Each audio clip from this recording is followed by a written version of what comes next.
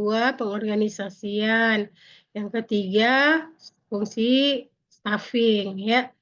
Nah, ini untuk materi hari ini saya akan memberikan tentang bagaimana perencanaan ya tenaga perawatan berdasarkan analisis beban kerja. Ya, jadi dalam penghitungan tenaga perawat itu kita perlu menganalisis beban kerja ya. Nggak mungkin kita memberikan tenaga perawat itu bisa terlalu banyak ya. Kalau terlalu banyak nanti banyak yang duduk-duduk aja gitu ya daripada yang bekerja. Sebaliknya kalau terlalu sedikit beban kerjanya justru meningkat gitu ya pada yang sedikit ini. Nah, untuk hari ini ada 4 yang akan saya sampaikan yaitu mengenai kebijakan dalam manajemen sumber daya keperawatan, kemudian metode analisis beban kerja, perbandingan antar metode, bagaimana cara untuk kita memastikan bahwa SDM kita itu cukup atau tidak, kemudian contoh analisis beban kerja. Nah, ini ya definisi dalam analisis beban kerja adalah teknik ya manajemen yang dilakukan secara sistematis untuk memperoleh informasi mengenai tingkat efektivitas dan efisiensi kerja organisasi berdasarkan volume kerja ya. Ini bisa Anda lihat di dalam kebijakan Permenpan RB nomor 1 tahun 2020 ya. Di situ ada mengenai bagaimana untuk supaya efektif dan efisien dalam mengelola sumber daya. Sedangkan definisi dari beban kerja adalah waktu, kompleksitas, dan volume dari intervensi yang harus dilakukan dalam satu waktu tertentu. Kemudian analisis beban kerja yaitu proses mengukur dan menghitung beban kerja setiap unit kerja atau jabatan dalam rangka efisiensi dan efektivitas pelaksanaan tugas untuk meningkatkan kapasitas organisasi yang profesional dan rasional ya. Jadi di dalam fungsi staffing itu kita perlu ada efektif dan efisien ya. Satu, kemudian berdasarkan beban kerja ya, berdasarkan waktu ya, karena berbeda antara pekerjaan perawat dengan yang lainnya ya, karena pekerjaan perawat itu ada di dalam shift ya. Tenaga kesehatan sih rata-rata berada di dalam shift gitu ya. Jadi ada yang pagi, siang, malam. Sementara kalau yang pekerjaan biasa itu hanya mungkin dari jam 7 sampai jam 5 saja gitu ya.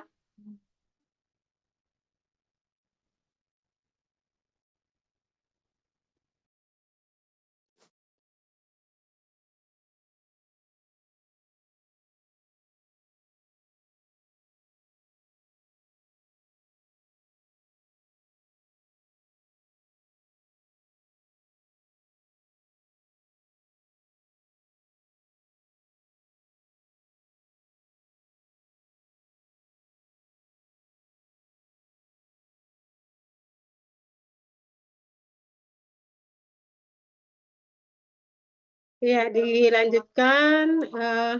Ya agak ribut sedikit ya, ada pengumuman dari masjid.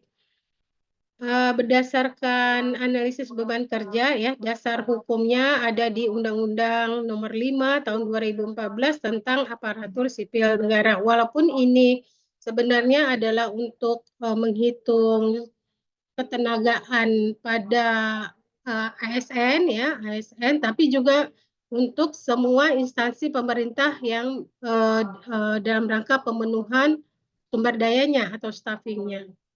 Di pasal 56 ayat 1, setiap instansi pemerintah wajib menyusun kebutuhan jumlah dan jenis jabatan PNS berdasarkan analisis jabatan dan analisis beban kerja.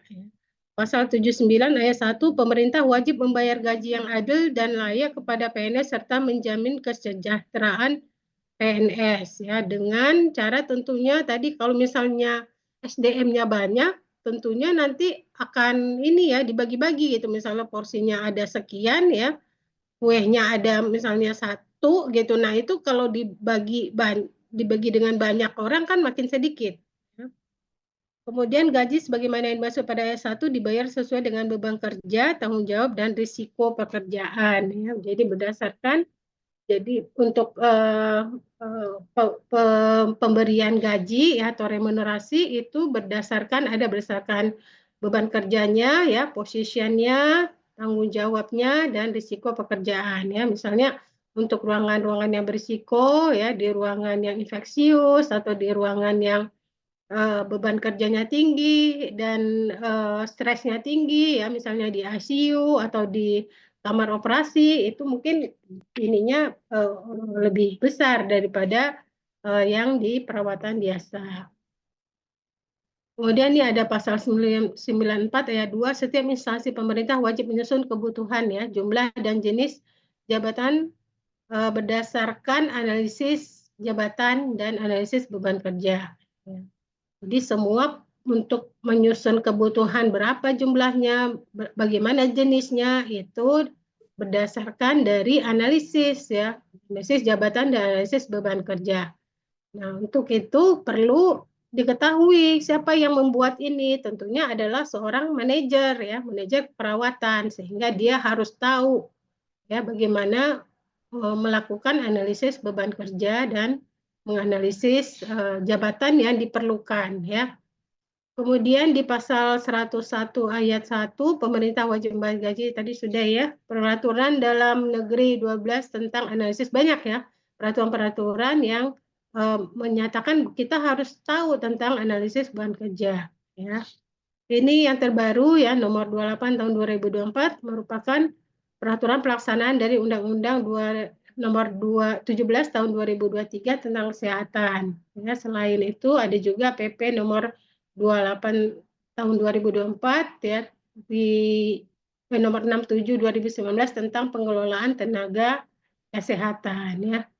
Jadi bisa dilihat ya di sini Permenkes nomor 33 tahun 2015 untuk mencapai tujuan pembangunan kesehatan sebagaimana dimaksud dalam huruf A diperlukan upaya pemenuhan kesehatan secara komprehensif dengan menyediakan ya sumber daya manusia kesehatan yang memadai dan merata di seluruh fasilitas pelayanan kesehatan di seluruh Indonesia ya meskipun di daerah yang jauh ya gitu yang daerah terpencil itu masih kekurangan tenaga.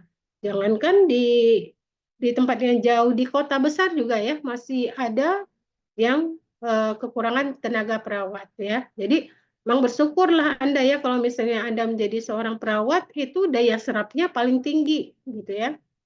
Daya serapnya paling tinggi kalau Anda lulus ya kemudian Anda bisa langsung untuk bekerja ya. Nah, tentunya melalui proses-proses ya, misalnya proses magang dulu gitu ya, tapi paling tidak sudah bisa untuk menghidupi diri sendiri.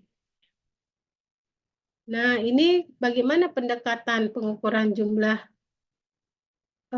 pengukuran beban kerja dan menentukan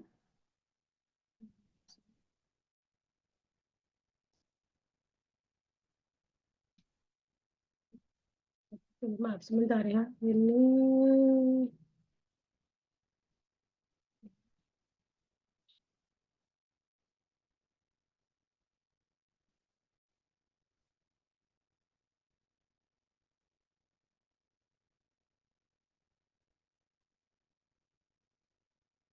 ya, ini pendekatan pengukuran beban kerja dan menentukan jumlah perawat ya. Untuk pendekatan pengukuran beban kerja ini dan penentukan jumlah perawat itu menurut si ini ya Griffith, Saville, Ball tahun 2020 ya ada macam-macamnya ya. Ini bisa kita lihat di berikutnya. Datang terlambat ini mengganggu ya tadi.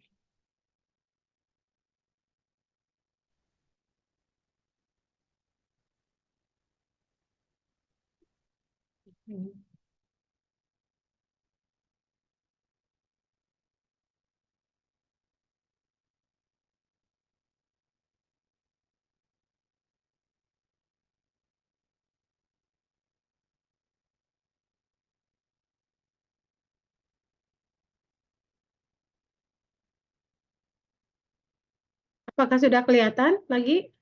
Sudah, Ibu. Sudah ya. Bentar, ini kok nggak bisa maju ya?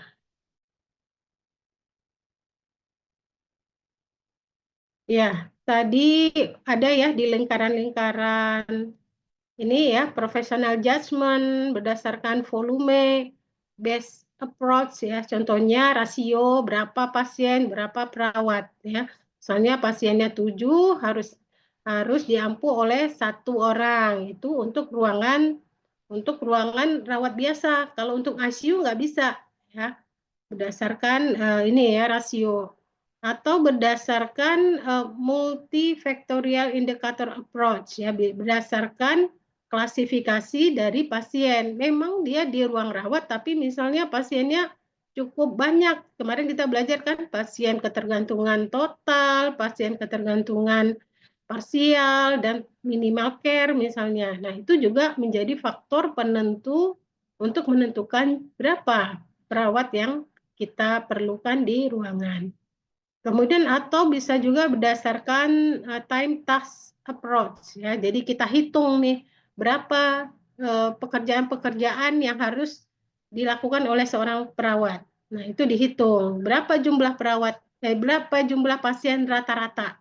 Karena kan kita nggak tahu ya, fluktuasi kan jumlah pasien ya, bisa saja sekarang misalnya mau lebaran pengen pulang semua gitu ya, atau justru masuk gitu ya. Jadi bisa kita lihat trennya seperti apa gitu ya, trennya pasien tersebut. Ada juga yang kalau ini ada yang juga mengatakan hari Senin itu biasanya pasiennya masuk naik gitu ya. Nanti di Selasa turun, Rabu turun, nanti Kamis naik lagi, Jumat naik lagi gitu ya. Jadi dilihat trennya. Kemudian ada juga berdasarkan pasien prototype approach, yaitu berdasarkan Safer Nursing Care Tool. Nah, ini ada toolnya yang menghitung ya untuk jumlah perawat. Ya. Kemudian atau berdasarkan benchmarking ya, benchmarking misalnya rumah sakit yang setipe ya, rumah sakit yang setipe, tipe A misalnya rumah sakit RSUI bisa melihat ke Fatmawati misalnya berapa perawat di sana, berapa jumlah ruangannya ya, dan berapa yang dibutuhkan. Itu bisa juga ya dengan benchmarking. Nah, ini tolong di admit Laila, ada 4 orang tuh yang masih di waiting room. Kemudian ini ya penjelasannya dari professional judgment ditentukan oleh expert. Nah, jadi kalau professional judgment hampir sama tadi dengan benchmark. Kalau benchmark kan kita datang gitu ke rumah sakit tersebut, kemudian tanya berapa jumlah perawatnya, berapa yang berada di ruangan rawat inap dan sebagainya. Yaitu kalau ini bertanya professional judgment ditentukan oleh expert. Metode kalkulasi jumlah perawat berdasarkan data perencanaan staf sehari-hari ya, berdasarkan roster, hari libur, ada yang cuti ya, ada yang cuti karena studi, ada yang tidak hadir atau sakit, itu direncanakan semua gitu.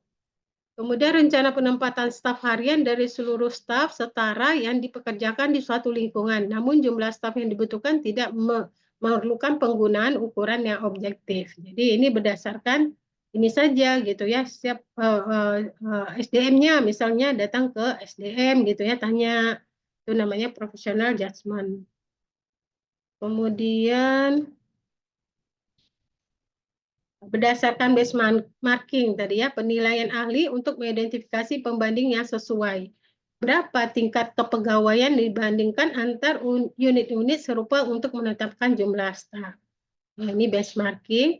Kemudian ada volume based approach, yaitu rasio perawat pasien, rencana kepegawaian harian atau rasio perawat pasien pada tingkat shift atau yang setara seperti jam perawatan per pasien.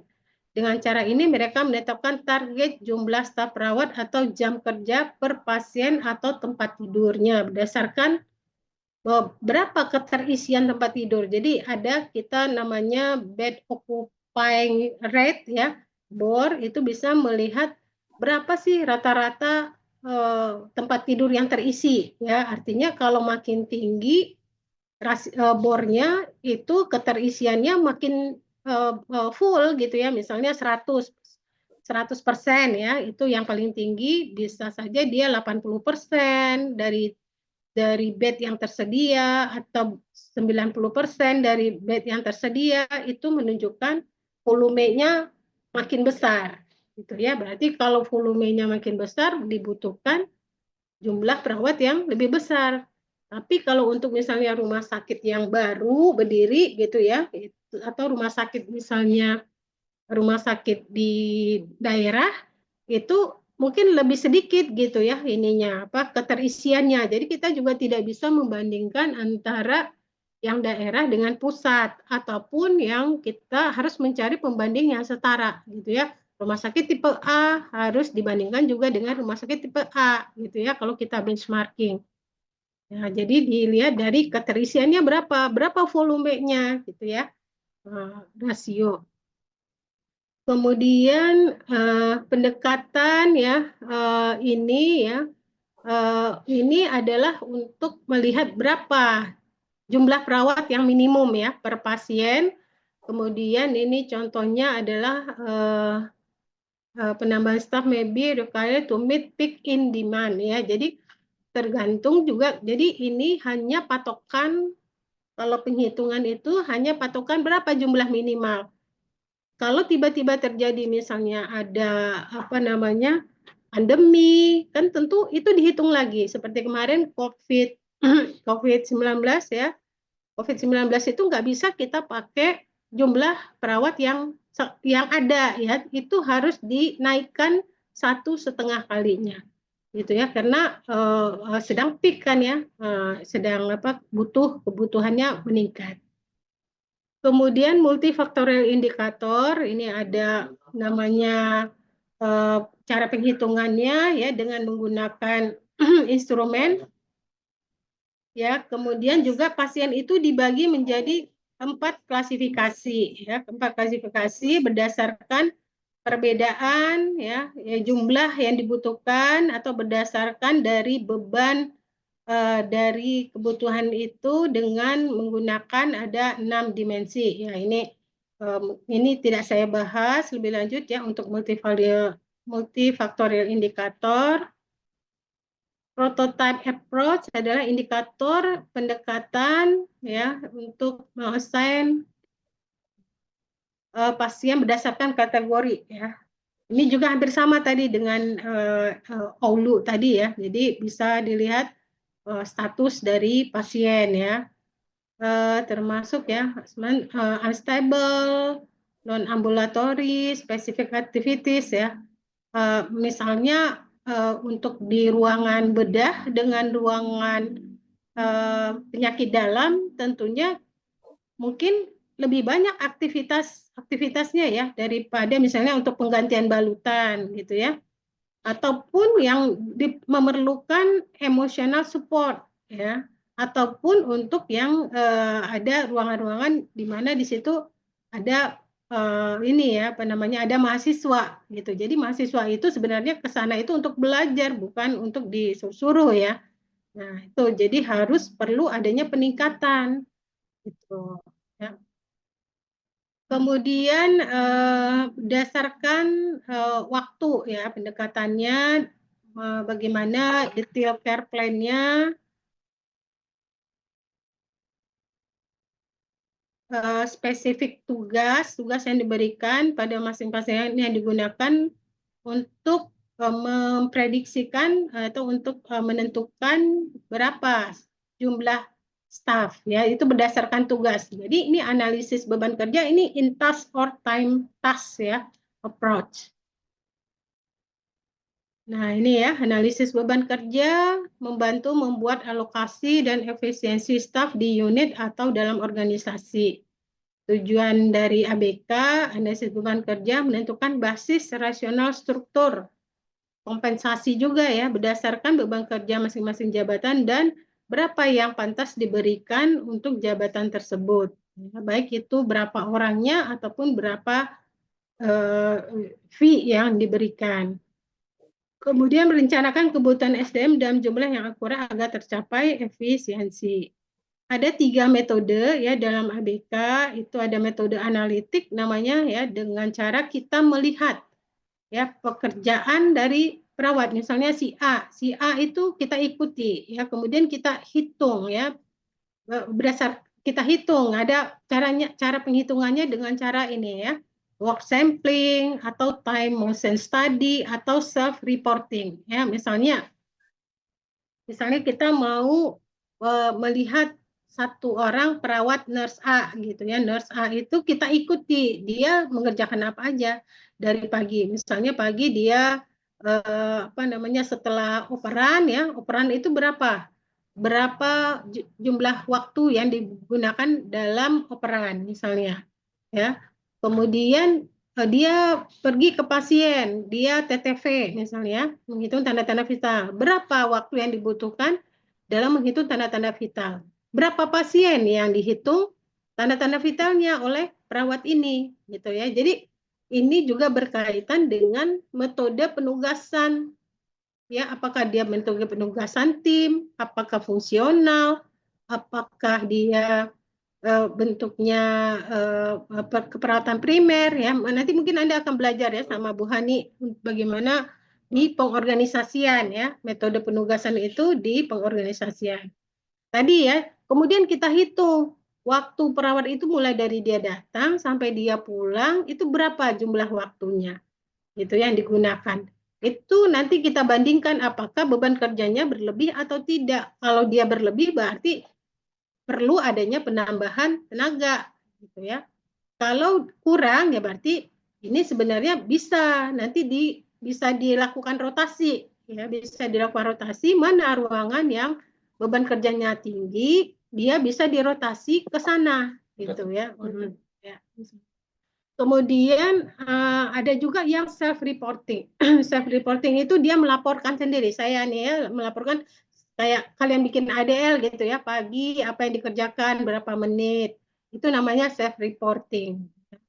Kemudian berdasarkan self reporting ini memang mudah ya kalau self reporting, cuman biasnya tinggi ya karena nanti perawatnya akan mengira-ngira gitu ya. Ini saya tadi berapa menit ya saya mengerjakan ini. Jadi agak kurang kurang tepat.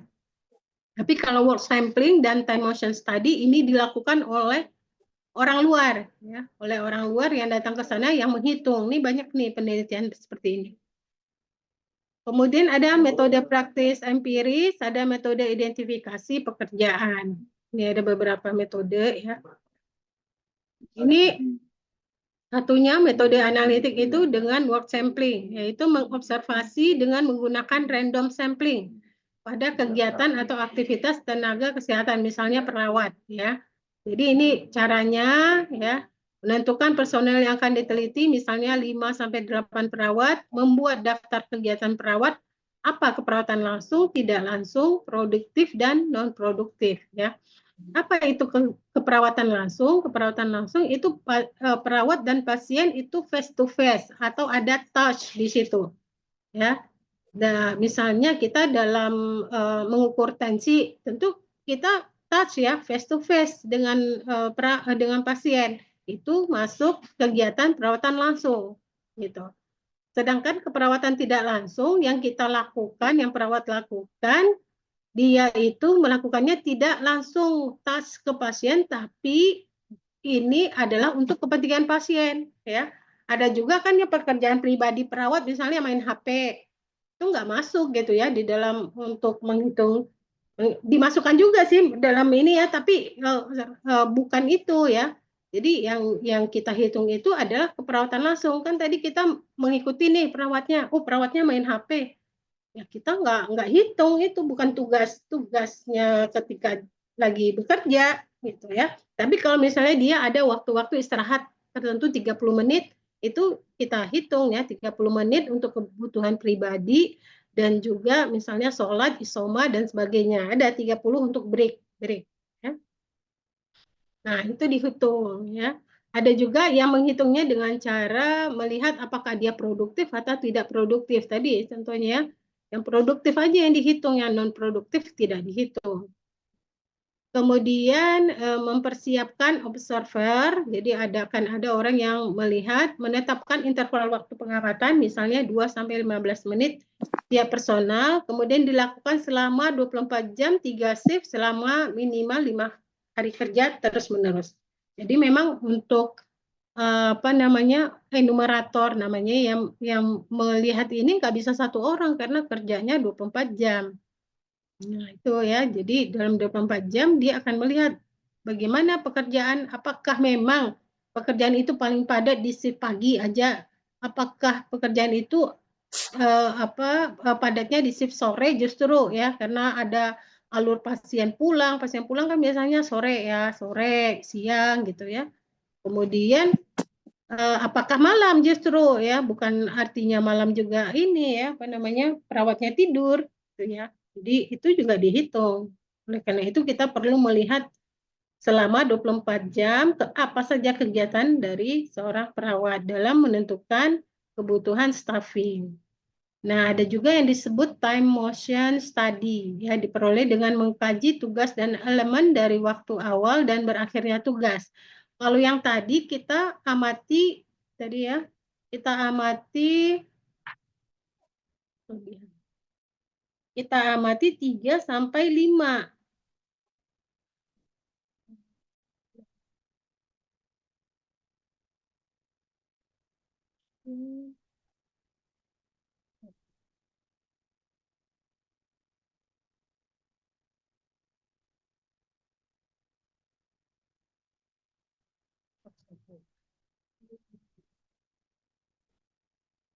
Sambil siapkan pertanyaan ya. Kalau Anda ada yang mau ditanyakan.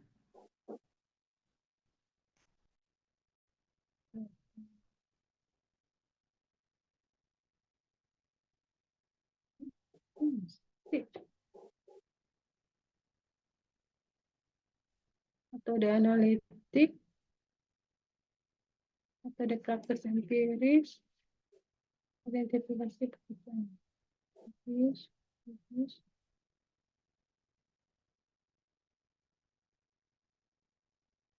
Nah, ini ya. Kalau work sampling itu kita meneliti 5 sampai 8 perawat. Jadi kita ikutin, misalnya kita pilih 5 orang ya, 5 perawat ini satu A, B, C, D, E. Kita pertama datang lihat dulu perawat A apa aja yang dikerjakan dalam waktu 5 menit ya. Biasanya makin pendek interval waktunya makin lebih akurat ya, kan ada orang yang TTV-nya cepat gitu ya, nggak sampai 5 menit dia sudah selesai gitu ya untuk TTV. Jadi kita lihat tuh ininya dia 5 menit kemudian setelah 5 menit selesai kita pindah ke perawat B. Perawat B apa yang dilakukan ketika dalam waktu itu 5 menit lagi gitu ya. Berikutnya perawat C, berikutnya perawat D, perawat E, balik lagi ke perawat A gitu ya. Jadi dalam menentukan ini metode analitik itu ya lebih detail gitu ya. Beda kalau self report itu mungkin tidak detail. Kalau ini time motion study satu orang yang kita ikuti dari dia datang sampai dia pulang gitu ya. Apa aja yang dikerjakan dia ya, mulai dari dia misalnya operan, ketika operan habis operan ke pasien, habis ke pasien kemana lagi ke laboratorium, itu dihitung waktunya. Kemudian self reporting tadi ya melalui daily log tadi sudah dijelaskan. Kemudian ada metode praktis empiris, yaitu melakukan penggalian beban kerja dengan teknik wawancara. Tadi sudah ya, ahli dapat mengidentifikasi berapa transaksi bisnis yang terjadi di unit dan waktu yang dibutuhkan setiap transaksi. Misalnya ketika memandikan itu tidak perlu dilihat waktunya, time-nya, waktu perawatnya. Kita cukup tanya aja ke kepala ruangannya. Biasanya kalau di sini memandikan berapa ya Bu ya waktunya? Oh 15 menit satu pasien. Oh ya udah kita tulis 15. Itu namanya praktis empiris. Kemudian metode identifikasi pekerjaan. Metode ini mengidentifikasi melalui catatan rekam medis tentang hasil kerja, objek kerja, alat kerja, dan tugas jabatan. Jadi ini lebih mudah lagi, kita hanya lihat di ininya catatan dokumentasinya. Kan biasanya itu perawat tuh menulis ya, memberikan obat ABCD, terus apalagi tugasnya apalagi. Cuman kalau itu juga tidak detail gitu ya. Kalau ini hanya melihat identifikasi pekerjaan-pekerjaan yang dilakukan oleh perawat. Kadang juga perawat nggak semuanya menuliskan gitu ya. Kadang dia misalnya dia udah rawat luka aja gitu, nggak ditulis di dokumen. Harusnya apa yang kamu kerjakan itu ditulis dan kamu menulis apa yang kamu kerjakan gitu ya. Tuh rumusnya. Ya, itu supaya kita juga ini ya ada dokumentasinya. Nah, ini ada macam-macam ya penghitungan SDM berdasarkan ABK tadi ya. Analisis beban kerja, ada metode Gilis 1994, udah lama ya. Metode Debkes itu berdasarkan dari Lokakarya 2005, ada metode dari Pak Ilyas 2016. Ini profesornya masih ada ini di FKM. Saya pernah ikut kelasnya. Kemudian ada metode FTE, ada berdasarkan apa WHO ya. Kemudian ya ini yang saya buat ya, sudah publikasi, sudah HKI ya. Tapi nggak pada sisi ini saya jelaskan. Biasanya di mahasiswa S2 ya saya jelaskan. Ya, ada cukup dari teori-teori aja ya. Nah, ini mungkin Anda sudah tahu ya untuk menghitung ketenagaan ya berdasarkan Gilis. Nah, ini banyak yang apa namanya yang patokan awalnya itu berdasarkan metode Gilis ini.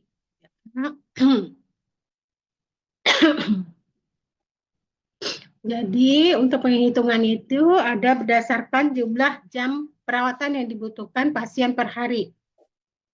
Ya, itu A. Ya. Sedangkan B-nya itu jumlah rata-rata pasien per hari. C itu jumlah hari per tahun.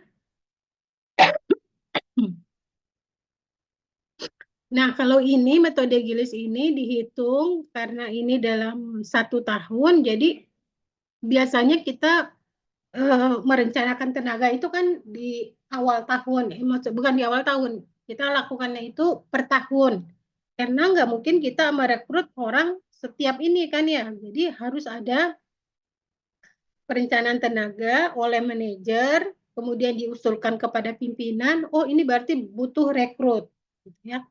Tapi kita harus punya data, gitu ya, punya data berapa yang kita perlukan dan berdasarkan apa, bukan berdasarkan kira-kira, ya, bukan berdasarkan intuisi aja. Oh, beban kerja di tempat saya tinggi loh, jadi saya butuh tenaga perawat.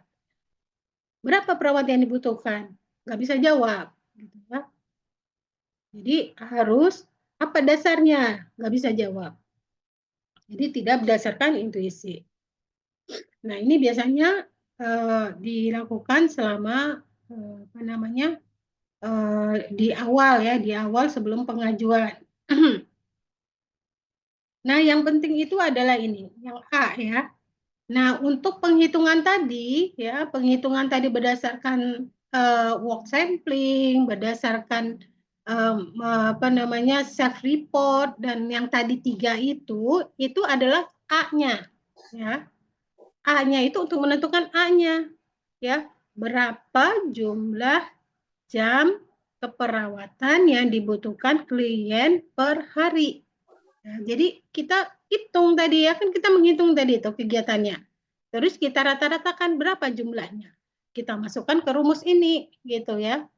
A ini di sini misalnya dia 4 jam.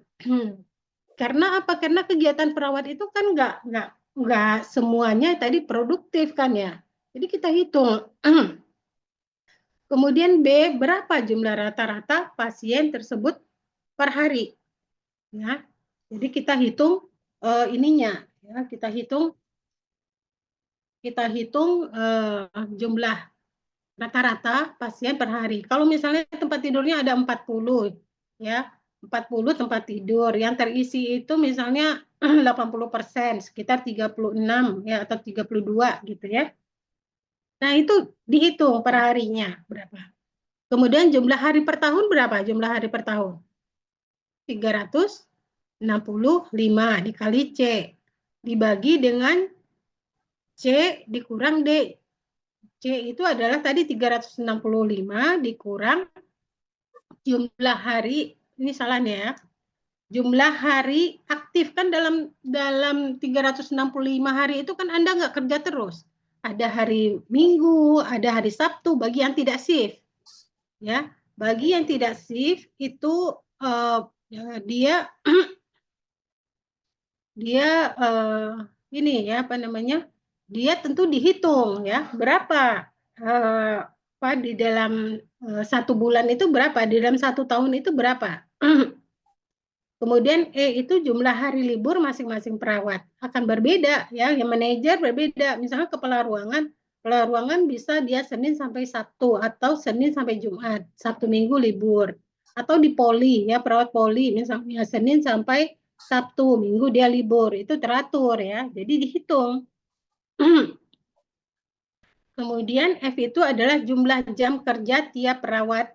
Ya, jumlah jam kerja dari setiap efektif setiap perawat itu dalam satu shift.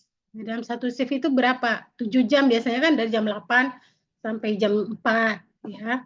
Kemudian dari jam 4 sampai jam 9 malam itu dihitung ya, itunya. Kemudian jumlah perawat yang dibutuhkan per tahun inilah yang kita akan dapatkan nantinya. Ditambahkan faktor koreksi ya. Faktor koreksi itu untuk yang perawat yang cuti, yang izin sekolah, yang izin misalnya apa namanya anak sakit, suami sakit gitu ya. Jadi bisa ditambahkan faktor koreksi. Kemudian ini metode Debcast ya, dia rinci lagi menjadi per minggu. Kalau nggak salah ya per minggu ya ini ya. Ya. Ini sama, hampir sama ya. Jumlah jam perawatan dikali jumlah pasien dibagi dengan jam kerja efektif ditambah dengan faktor koreksi. Ya kan di sini kalau di sini nggak ada tahun tadi ya. Kalau Gilis kan dia ngitungnya per tahun. Jadi ditambahkan dengan dikali dengan 365, nanti dibagi lagi dengan jam kerja efektif. Nah, ini juga apa namanya jumlah perawatnya dikali 25%. Ini ya ini contohnya ya hari kerja efektif. Oh, enggak, ini hari kerja efektif menurut Permen dari Pan RB tahun 2020 sudah diatur ya. Hari kerja efektif adalah jumlah hari kerja dalam kalender dikurangi dengan hari libur dan cuti. Ya, untuk yang 5 hari kerja ini rinciannya. Ya, rinciannya tadi kan kalau kita pakai rumus Gilis nih perlu kita ya 365. Oh, dia libur Sabtu Minggu berarti dibagi dengan 104. Libur resminya berapa? 14 hari, cuti 12 hari, jumlah hari libur seluruhnya 130 hari. Jadi dia hari kerja efektifnya 235 hari. Nah, ada yang untuk 6 hari kerja. Berapa jam kerja hari kerja efektifnya? 287 hari. Nah, ini kalau kita pakai tadi ya rumus Debcast ya. Ini menghitung per minggu. Jadi rata-rata sekarang itu jam kerja per minggu itu 40 jam. Yang 40 jam per minggu. Jadi kalau misalnya misalnya perawat ya jam 7 sampai dengan jam 2 itu berapa jam? 7, 8, 9, 10, 11 ya, 12. Setengah jam 13 dia istirahat ya. 14, 15 paling tidak dia pulangnya itu jam 3. Kemudian ini cara penghitungannya, jam kerja per hari, 5 hari kerja, dia jam kerja formal per hari 40 bagi 5, 8 jam. Jam kerja efektif per hari 28 dibagi 5, dapatnya 5,6 jam. Jam kerja tidak efektif itu, jadi ini jam kerja efektif itu adalah patokan, kan karena kita bukan robot, ya ada walaupun Anda kerjanya 8 jam, tapi kan ada juga yang Anda kerjanya misalnya duduk atau ini. Nah, itu kalau 5,6 jam sudah terpenuhi berarti Anda sudah produktif. ya. Kalau di bawah itu berarti tidak produktif Anda. Jam kerja tidak efektif di perharinya ya 12 jam bagi 5 2,4 jam. Ini ada di permen tadi ya, permen RB di patokannya. Kalau yang 6 hari kerja dikatakan jam kerja efektifnya 4,67, jam kerja tidak efektifnya 2 jam ya, masih toleransi lah ya. 2 jam misalnya untuk sholat, untuk ini, apalagi kalau malam ya ada waktu nappingnya, ya. Jadi kita juga tidak seperti robot ya. Kalau ini dihitung per tahunnya, jam kerja per tahun. Ini sebagai patokan. Kenapa kita harus punya ini ya? Untuk menghitung nanti ya ada menghitungnya. Nah, ini metode Ilyas ya. Metode Ilyas hampir sama, cuman dia penamaannya saja ya.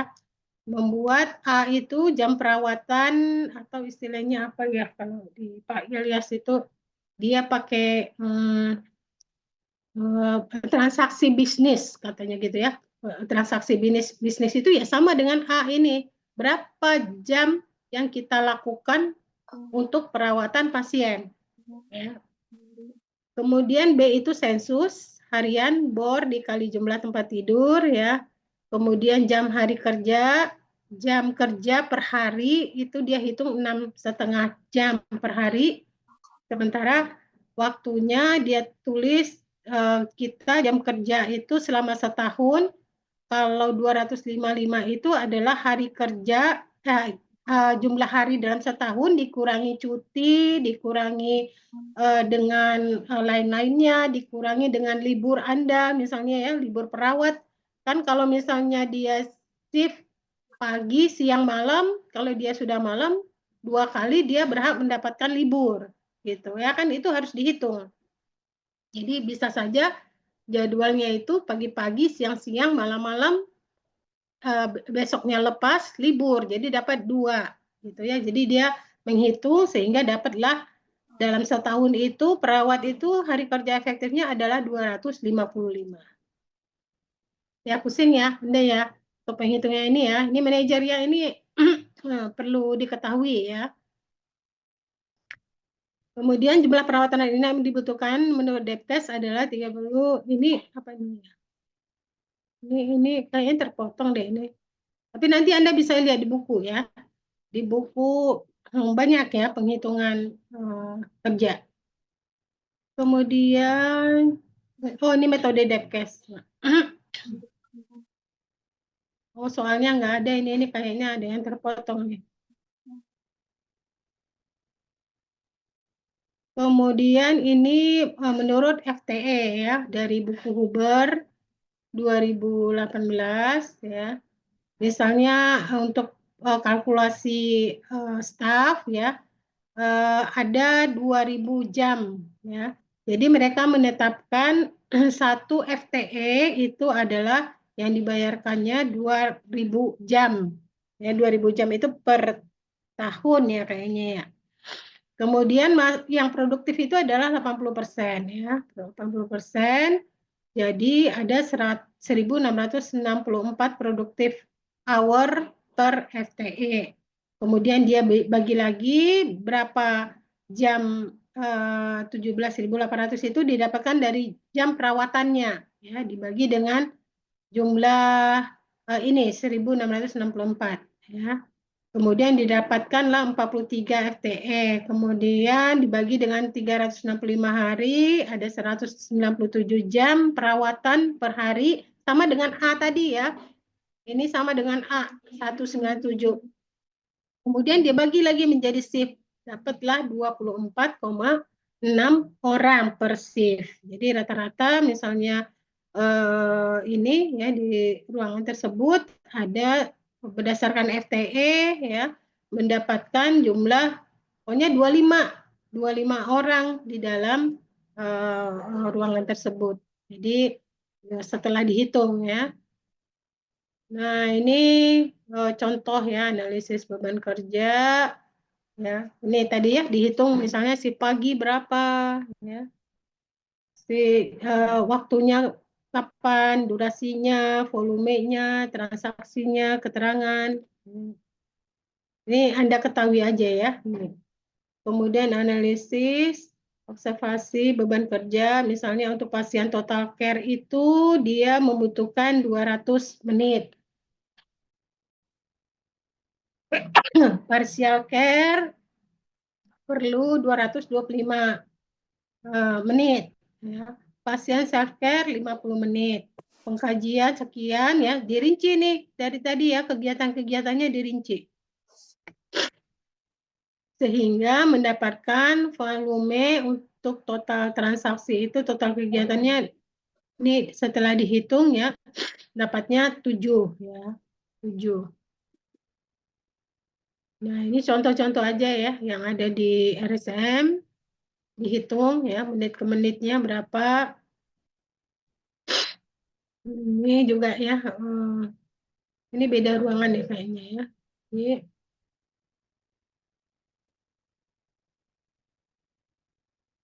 Nah ini ya, ini contoh hasil analisis memang kerja. Nah ini tadi ya FTE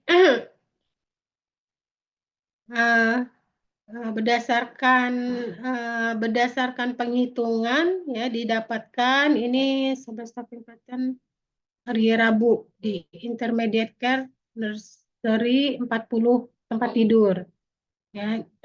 Jadi fixnya ada 8 jam 8 jam untuk pekerjaan stafnya tadi ya, jam kerjanya 8 jam, kemudian ada nurse manajernya 1 di pagi, nurse educatornya sharing ya, 0,5 itu bukan setengah orang ya.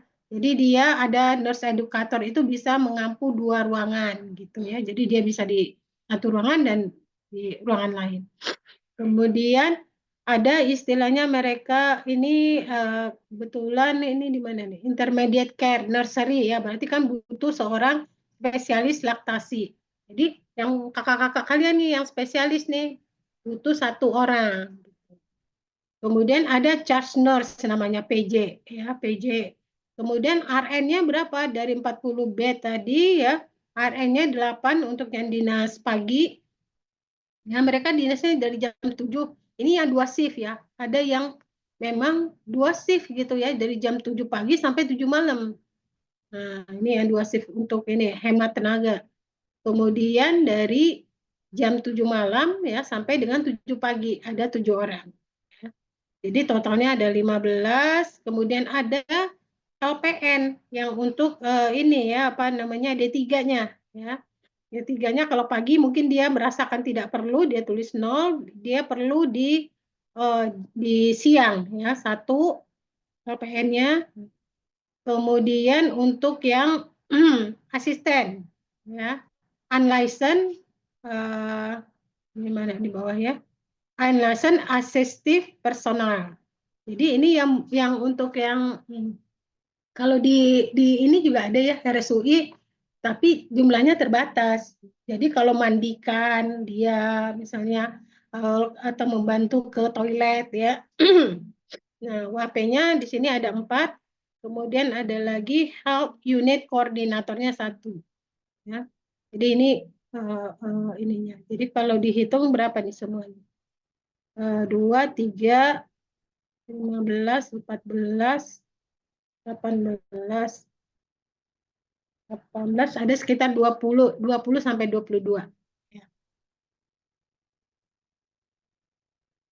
Nah, ada lagi yang penghitungannya dari WHO.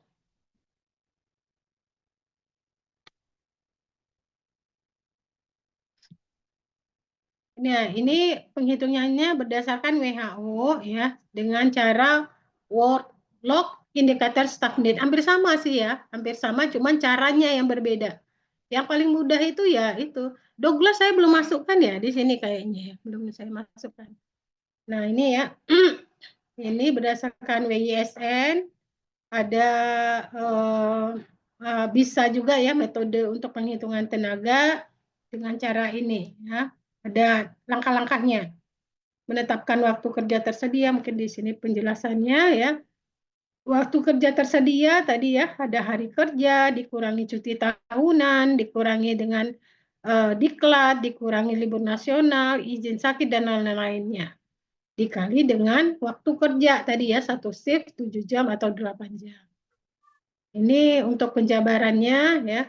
Jadi kalau WISN ini tidak hanya perawat saja bisa dihitung, tapi juga dokter, tenaga kesehatan lain dihitung karena manajer SDM itu satu ya. Jadi dia menghitung semua tenaga kesehatan dihitung ya, berapa ini. Kalau dilihat perawat paling besar ya, hari kerjanya bisa sampai 214 jam hari kerja. Hari kerja per tahun bisa 214 hari. Sementara kalau dokter 207 dan kesehatan lain itu 211. Ini dirinci. Kemudian apalagi menetapkan unit kerja dan kategori SDM.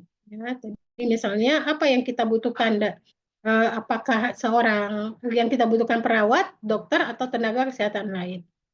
Kemudian menyusun standar kerja. Ya, standar kerja berapa volume, kuantitas, beban kerja dalam 1 tahun tadi ya. Cara menghitungnya dengan cara workload tadi ya, workload atau self reporting. Disusun berdasarkan waktu yang tersedia dibagi dengan rata waktu yang dibutuhkan untuk menyelesaikan kegiatan yang dimiliki oleh masing-masing kategori dari tenaga. Standar kerja, standar beban kerja adalah menghitung waktu kerja yang tersedia, ini yang di bawah ya, rumus perhitungannya dibagi dengan rata-rata waktu per kegiatan pokok. Nah, ini contohnya bisa dilihat ada di jurnal ini ya. Jadi dia menghitung semua berapa, misalnya memberikan obat kepada pasien dalam jam itu, ya memberikan obat itu hanya sekitar kalau 1 jam itu 60 menit ya, paling 0,13 itu seperberapanya itu, seperlimanya ya. Nah, kemudian dihitung nih, bagus kalau masukkan di dalam Excel ya ini. Kemudian memenuhi kebutuhan cairan eliminasi, memenuhi kebutuhan eliminasi BAB, memenuhi kebutuhan eliminasi urin dan sebagainya dihitung berapa jam waktunya, kemudian dikali dengan waktu kerja yang tersedia dalam 1 hari itu berapa. Kemudian dikalikan ya. Ini dia mengambil 2 ruangan, contohnya ada 2 ruangan. Sehingga dapatlah dia di dalam ininya dapatlah sekitar ini ya. Kemudian di standar kelonggaran itu adalah kebutuhan waktu untuk menyelesaikan suatu kegiatan yang tidak terkait langsung. Ini standar kelonggaran ini ya waktu untuk pribadi ya. Nah, ini sekitar satu ruangan itu 0,29 jam. Nah, berapa tuh 0,29 jam. Jadi sekitar ya 30 menit lah ya. Ini. Kemudian kuantitas kegiatan pokok per unit dihitung ya, berapa jumlah tempat tidur, berapa jumlah pasien masuk keluar dalam 1 tahun, rata-rata hari rawat, rata-rata lama perawatan atau loss. Kemudian dihitung tenaga dengan menggunakan WISN, data yang diperoleh sebelumnya, ya waktu kerjaan tersedia, SBK, standar kelonggaran, sehingga didapatlah ini. Ya. Ini formulanya ya. Ini sehingga didapatkan nih kalau ini dari contoh dapat 22 ya.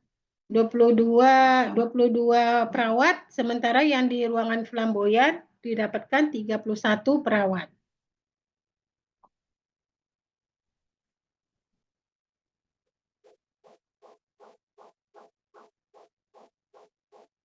Nah, ini nggak usah ya. Itu ya yang overview ya bagi Anda bagaimana kita menghitung ketenagaan. Ya. Ya, bagaimana kita menentukan suatu ketenagaan tadi ya, jumlah perawat di suatu unit ya, ataupun di satu rumah sakit. Tadi kalau misalnya kita dengan metode WHO itu di satu rumah sakit ya, ada tenaga dokternya, ada tenaga kesehatan lain dan sebagainya. Ya, itu ya overview-nya. Silakan, ada bukunya sebenarnya ya, tapi bisa Anda cari ya di itu bukunya yang menulis menulis Prof. Roro ya. Prof. Roro pernah nggak saya berikan itu bukunya, judulnya Utilisasi Perencanaan Tenaga Kesehatan, belum, tenaga perawatan belum ya. Nanti saya fotokan, bisa Anda cari. Sebenarnya eh, buku itu bisa di request gitu ya. Cuman sekarang itu distributornya udah katanya udah terbatas bukunya gitu. Tapi Anda bisa cari juga di tempat lain ya. Nanti saya fotokan bukunya, mungkin Anda cari di Gramedia atau di Shopee, tapi jangan yang bajakan ya. Oke, apakah ada yang bertanya atau pusing pagi-pagi dikasih rumus? Ya, silakan kalau Anda mau bertanya, masih ada 5, ya, harusnya ada masuk Tuhan ya.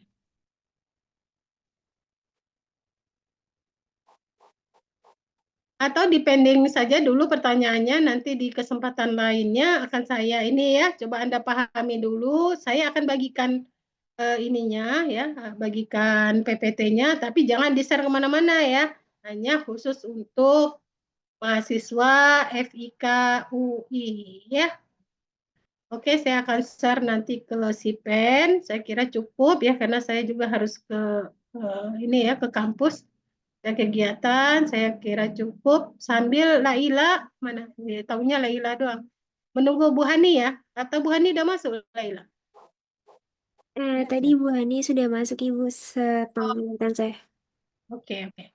Ya, ya kita persilakan. Saya mohon izin ya, saya tutup untuk saya sesi saya. Assalamualaikum warahmatullahi wabarakatuh. Terima kasih Waalaikumsalam. Bu Hani udah di Terima Terima kasih. kasih Ibu.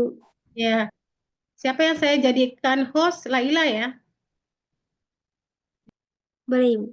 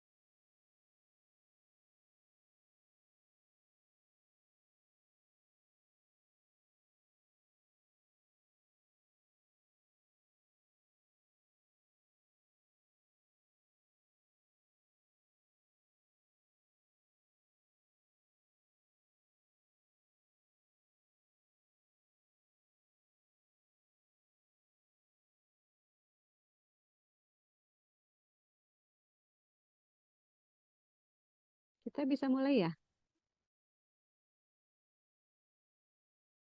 Iya sudah bisa Ibu.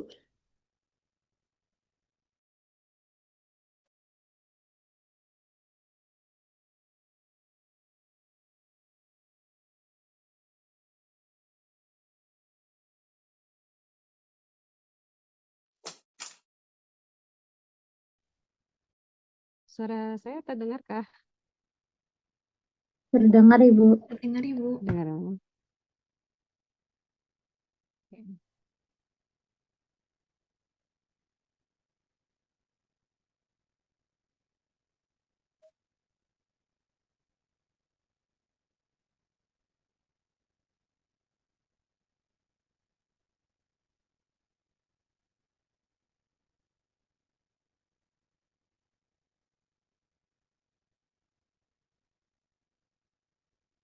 Kita sampai jam berapa ya?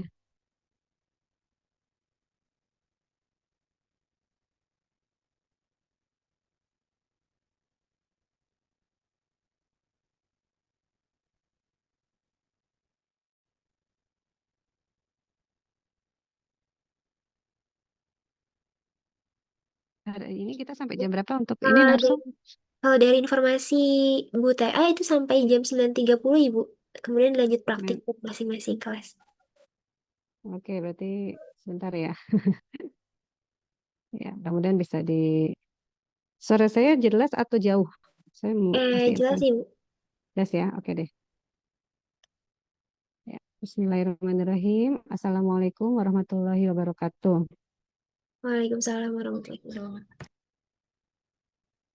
Ya, sepertinya yang akan dibahas adalah tentang hal yang sudah dipresentasikan oleh kelompok ya di kelas ya, tentang perencanaan ya, perencanaan dan pengorganisasian. Ya, ini review saja, menekankan terhadap hal-hal yang mungkin perlu menjadi perhatian yang harus menjadi landasan pada saat Anda melakukan pemberian asuhan keperawatan. Ya, jadi kalau kita ketahui sebagai nurse, nanti kalau Anda sudah lulus, maka nanti pada saat bekerja itu akan mengelola sekelompok pasien, ya kan, mengelola sekelompok pasien. Tidak mungkin hanya merawat satu pasien, kecuali di ruang intensif ya, dengan pasien intensif 1:1. Tapi kalau untuk di ruang ranap, rawat inap, di IGD dan sebagainya, kita pasti akan punya span of control beberapa pasien dalam satu waktu tertentu ya, selama satu shift misalnya begitu ya. Dari situlah Anda berperan sebagai penanggung jawab asuhan dari semua pasien yang menjadi lingkup tanggung jawab Anda. Nah, berapa jumlah pasien yang menjadi tanggungan kita sebagai PPJA itu tergantung dari berbagai macam yang tadi sudah dipertimbangkan yang disampaikan oleh Bu Tuti ya, terkait ketenagaan, bisa dari eh, kondisi karakteristik pasiennya. Di pasien anak tentu span of control lebih sedikit dibandingkan dengan di pasien dewasa, interaksinya karena ya beda ya dengan anak dengan pasien dewasa. Di rawat jalan tentu beda karena interaksi cuma beberapa saat ya, sebelum pasien itu ke dokter. Di rawat inap bisa saja 1:5, 6 sampai 8 ya. Itu tergantung dari tingkat ketergantungan pasien. Makanya yang tadi sudah disampaikan Ibu Tuti, yang harus Anda kuasai sebetulnya bukan yang rumus-rumus tadi, tapi terutama Anda harus mampu menentukan dari misalnya ada 7 pasien yang sedang di hadapan saya, yang ada sedang rawat, itu bagaimana tingkat ketergantungannya ya. Apakah tingkat ketergantungannya total, kemudian atau parsial, ataupun tingkat ketergantungannya mandiri. Atau kalau di rumah sakit itu dikenal dengan level level EWS-nya merah, kuning, atau hijau. Ya, nanti Anda bisa googling ya apa tuh EWS ya. Silakan. Artinya kalau Anda dapat pasien EWS merah, pasti Anda akan dapat pasiennya lebih sedikit ya dibandingkan dengan kalau Anda dapatnya hijau, pasti akan lebih banyak pasien yang dirawat. Nah, penentuan itu kalau di dalam fungsi manajemen itu jumlahnya span of control yang ditentukan berapa orang itu masuk ke dalam fungsi fungsi apa? Planning, organizing, staffing, activity atau controlling. Kalau saat menentukan span of control saya 1:3, saya 1:4 gitu. Fungsi apa tuh? Fungsi pengorganisasian ya.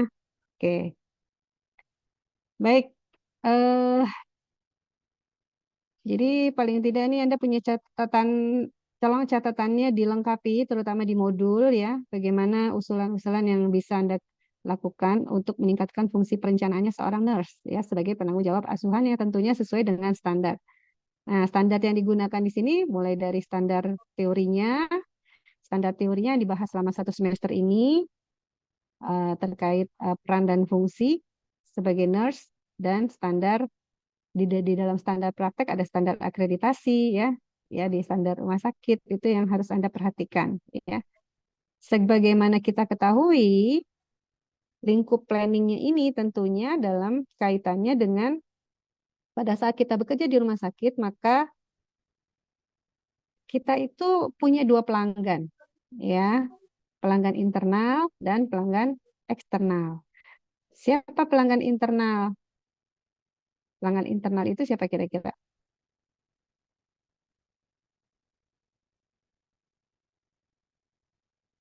Yang bisa jawab. Salwa, apa ya pelanggan internal?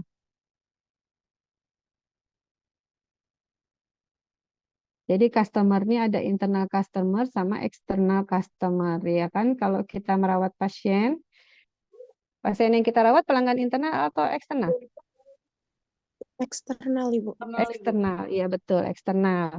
Karena dia berada di luar organisasi. Sementara yang di dalam organisasi adalah semua tim kita yang merawat pasien ke pelanggan eksternal tadi, itulah pelanggan internal kita. Artinya kita harus bisa bekerja sama dalam tim, sehingga tim kita juga tidak merasa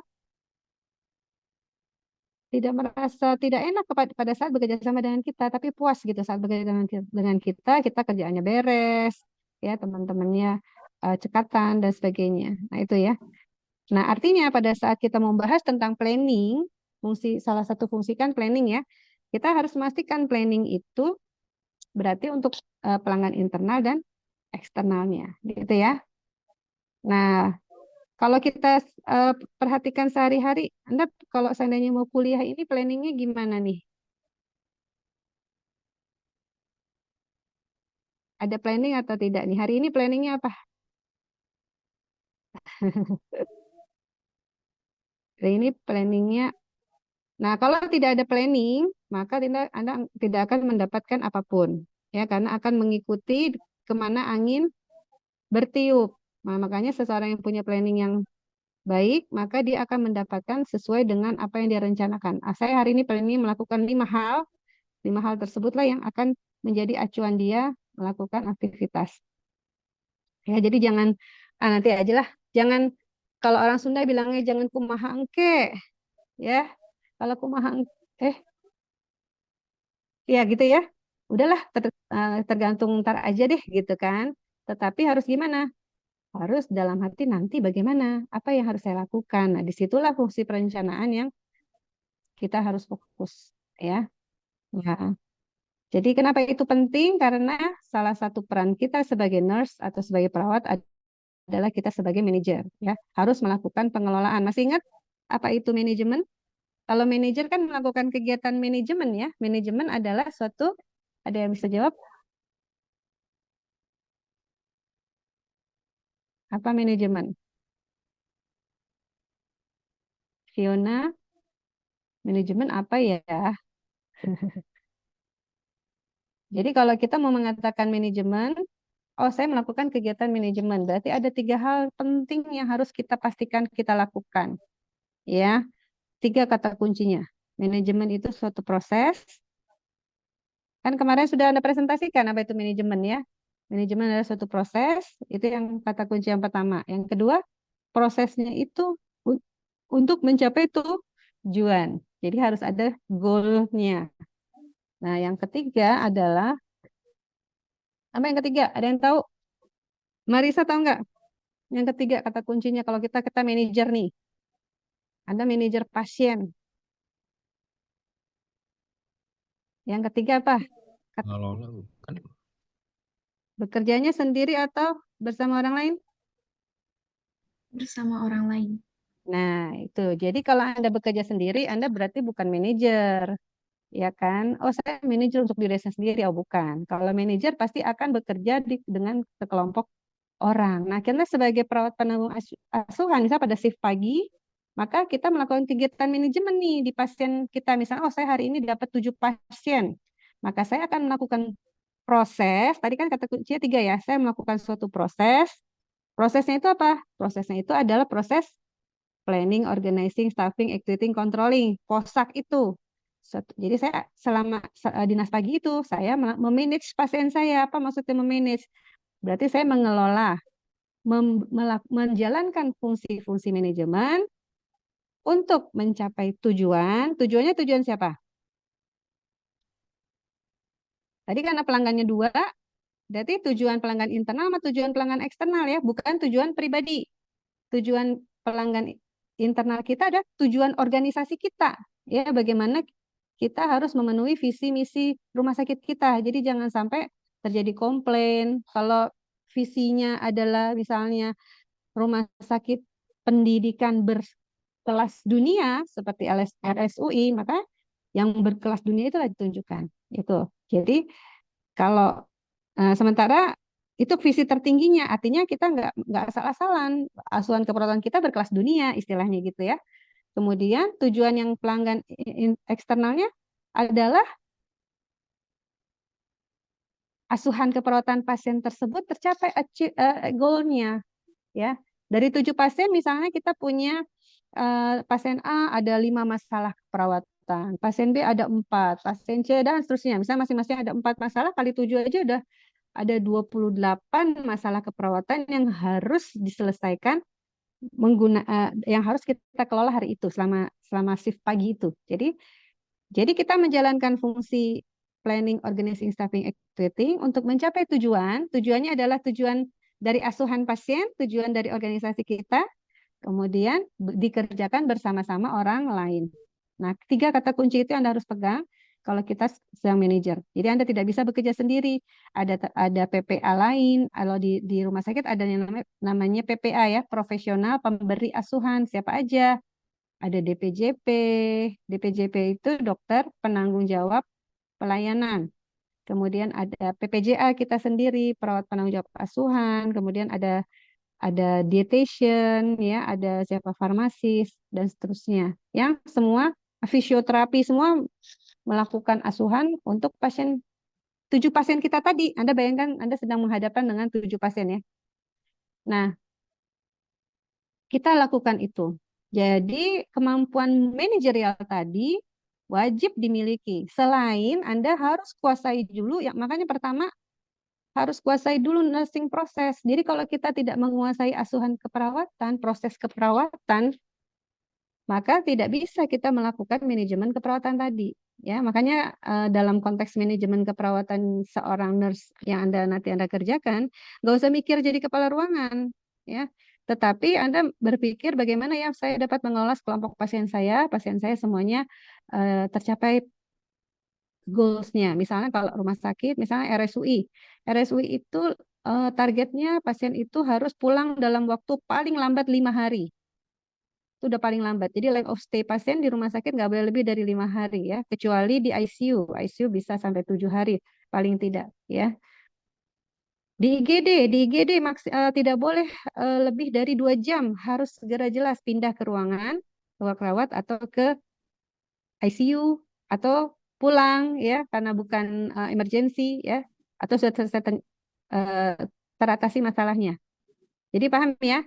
Tadi goals setiap setting ruangan itu akan beda ya targetnya. Jadi itu kita wajib punya kemampuan mengelola asuhan tadi.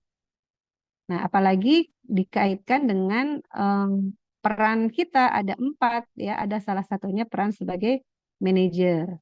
Kalau kita lihat di standar profesi, ya standar profesi di KMK 425 tahun 2020 ya, 6 tahun yang lalu sudah ditetapkan standar kompetensi perawat Indonesia yang setara dengan perawat ASEAN. Nah, salah satunya adalah kemampuan leadership dan manajemen ini. Jadi itu harus kita kuasai ya. Di sini apa yang manajemennya?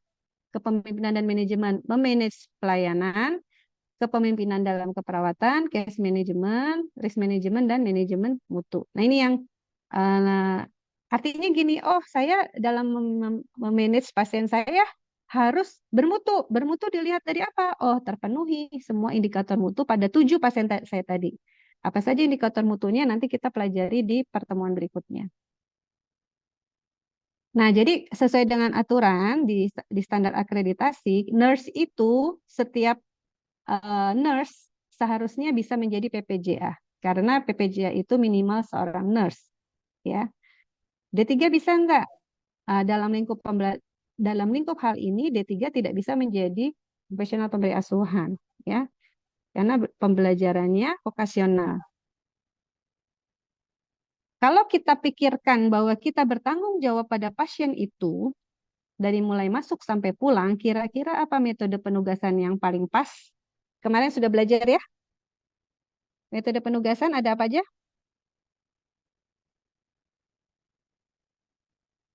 Alkais, apa metode penugasan? Kan kemarin di fungsi pengorganisasian salah satunya kita menentukan metode penugasan yang digunakan di ruangan tersebut. Bisa metodenya apa aja nih? Ada fungsional, metode Fungsional, betul, kasus, betul. terus primary nursing, Primer, ya, sama terus metode tim. tim, oke. Atau modular ya, gabungan antara tim dan primer. Nah, jadi kalau Anda pikirkan ya, tadi kan kemarin sudah membandingkan ya, kasus seperti apa. Kasus itu biasanya pada ruangan-ruangan khusus di mana kita bertanggung jawab pada sekelompok pasien saat shift itu saja istilahnya, ya. Tapi yang namanya PPJA ini bertanggung jawab dari mulai pasien itu masuk sampai pulang. Tadi targetnya adalah 5 hari, maka kita harus punya planning dari hari pertama apa, hari kedua apa, hari ketiga sampai ke hari kelima. Kira-kira metode penugasan apa yang sesuai? Kira-kira kalau fungsional, cocok nggak, Cut? Kalau fungsional gimana pelaksanaannya? Kalau fungsional, ini saya langsung gabung aja ya, fungsi perencanaan saya campur aja ke pengorganisasian. Kalau fungsional gimana? Metode penugasannya kan udah pada presentasi kemarin. Fiona mananya nggak kelihatan. Kalau fungsional, perawat itu bekerjanya kayak di pabrik ya, ada yang motong-motong aja, ya kan? Ada yang ngepak-ngepak aja gitu kan. Jadi ada perawat khusus memeriksa tanda vital. Ada yang perawat yang khusus melawat luka, ada yang khusus nyuntik, dari ujung ke ujung nyuntik aja kerjaannya. Nah, kalau kayak gitu bisa nggak bertanggung jawab pada pasien dari pasien masuk sampai pulang? Artinya dia hanya tahu bagian-bagian itu saja ya nggak? Jadi metode tadi metode kasus nggak cocok, metode fungsional nggak cocok. Kira-kira metode apa yang pas? Kalau kita ingin merawat, istilahnya bertanggung jawab pada pasien kita dari mulai pasien masuk sampai pulang. Metode apa Suci yang cocok? Suci Fitriani? Metode primer, Bu. Metode Primer. primer. Kok primer? Nyanggung-nanggung. Primer maksudnya. Primary care. Iya, metode keperawatan primer karena seorang perawat primer itu bertanggung jawab dari pasien masuk sampai pasien pulang. Lah, kalau gitu nggak pulang-pulang? Oh, enggak. Kan bertanggung jawab, tetapi dia dinasnya sesuai dengan jadwal dinasnya. Bisa pagi, sore, malam, pas libur, ya kan? Tapi dia bertanggung jawab memantau pasien tersebut. Sama seperti dokter ya, DPJP, dokter penanggung jawab pasien.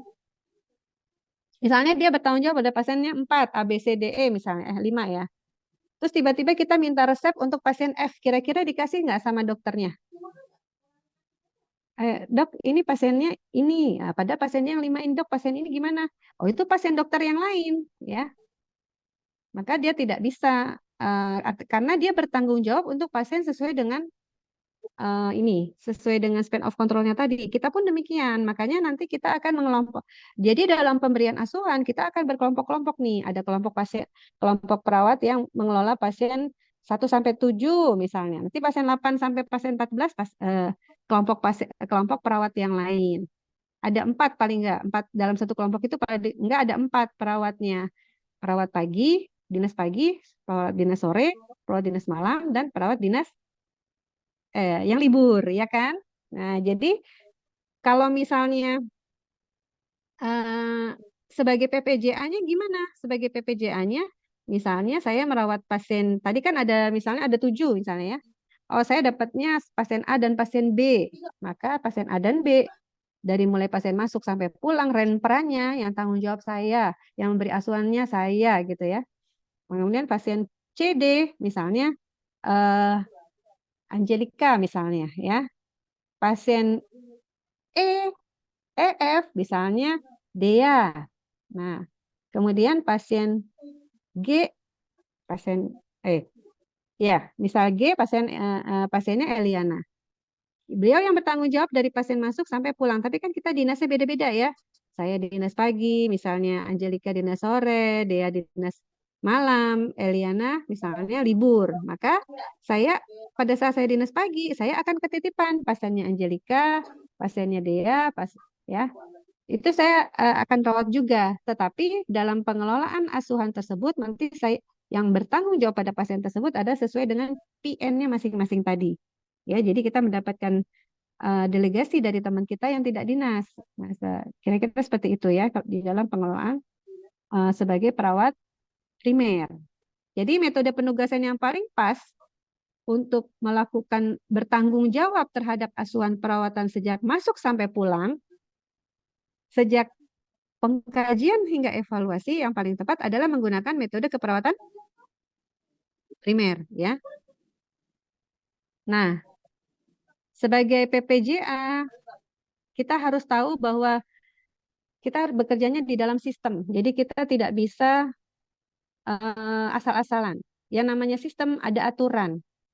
Ya, jadi artinya dalam pelaksanaan kita melakukan tugas tersebut dibatasi oleh aturan tersebut, ya. Aturan itulah yang kita kenal nanti dengan hierarki perencanaan yang menjadi landasan kita dalam bekerja. Jadi itu ya. Jadi pada saat Anda misalnya bertanggung jawab pada 7 pasien tadi, pada saat dinas, maka peran dan fungsi manajemen itu dalam tubuh kita. Ibaratnya dalam melakukan asuhan tadi harus berjalan itu peran dan fungsi. Jadi nggak bisa misalnya, saya hanya menjalankan satu peran aja, yang lain enggak. Harus bersamaan. Kalau satu saja tidak dilakukan akan terjadi masalah. Ya, masalah dan konflik dapat terjadi jika salah satu peran atau fungsi tidak dilaksanakan secara optimal. Nah, itu ya. Apa itu peran dan fungsinya? Nah, ini ya yang kemarin sudah Anda bahas. Ya, saya hanya mengingatkan saja. Nanti kita lihat beberapa contoh ya. Nah, jadi seorang nurse itu dalam konteksnya menjadi PPJA dapat dalam mengelola asuhan tadi biasa apa yang dilakukan adalah bagaimana menganalisis pengorganisasian asuhan keperawatan dan berkoordinasi dengan tim kesehatan yang lainnya dengan menunjukkan sikap kepemimpinan untuk mencapai tujuan perawatan pasien. Nah, ini dengan sikap kepemimpinan, gimana ya sikap kepemimpinan? Kemarin sudah dibahas juga ya, bedanya manajer sama leader, pemimpin sama manajer. Menunjukkan sikap kepemimpinan bagaimana? Apa buktinya kita sudah menerapkan kepemimpinan yang baik? Kira-kira buktinya apa? Ada Frevisila, Yovindria, apa ya? Apa buktinya kalau kita menjadi leader? Apa buktinya? Apa buktinya kita sudah jadi leader? Halo. Mungkin bisa menginfluence orang-orang. Menginfluence maksudnya gimana? Jadi mereka bisa mengikuti arahan yang kita berikan dengan baik. Ah, ya betul. Jadi leader itu diikuti. Ya, artinya tadi kalau tadi kita bertim ada berempat orang, teman kita kan misalnya kita memberikan arahan, nanti pasien saya ini akan begini. Nanti teman kita akan mengikuti arahan tadi. Atau pasien tadi kita merawat salah satu pasien, pasiennya nurut, misalnya Bu, nanti diupayakan makannya habis ya Bu, gitu ya. Atau nanti kita hari ini latihan ini ya. Jadi kalau pasiennya nggak nurut, itu salah satu indikasi kemungkinan kita leadershipnya nggak bagus. ya. Karena apa? Mungkin kurang penjelasan, cara komunikasi kita tidak baik, atau kitanya kurang melakukan monitoring sehingga pasiennya juga akhirnya udah cuma disuruh aja, nggak diperhatikan juga, cuma lip sync. Nah, itu yang menyebabkan pasien nggak mengikuti perencanaan yang kita sudah rencanakan gitu. Nah, gimana cara bisa mengikuti? Harusnya kita coba membuat bagaimana supaya itu jadi kebutuhan pasien kita, ya. Oke, jadi peran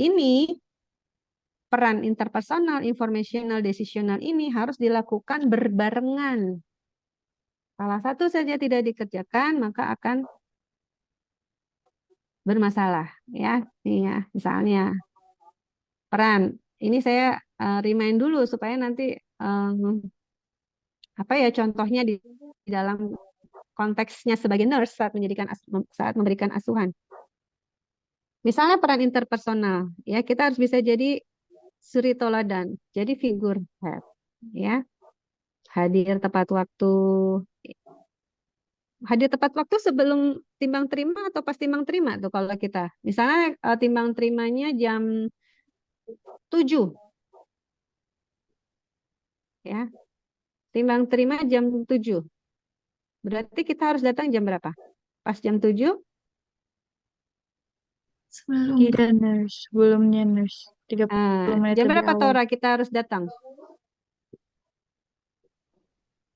Kalau bisa 30 menit sebelum itu, Bu. Oke, Sebelum kenapa timbang. harus 30 menit sebelumnya? Paling tidak 15 menit sebelumnya ya. Iya, ya. Kenapa? Tentunya kan buat kayak kita persiapan terlebih dahulu, terus juga melihat dari apa aja yang bisa kita planning nanti ke depannya kayak gitu sih, Bu. Baca laporan sebelumnya gitu ya. Ya, kalau di dalam konsep komunikasi 15-30 menit sebelum kejadian itu namanya fase sebelum kita ketemu, sebelum timbang terima itu namanya fase apa dalam komunikasi? Pra-interaksi.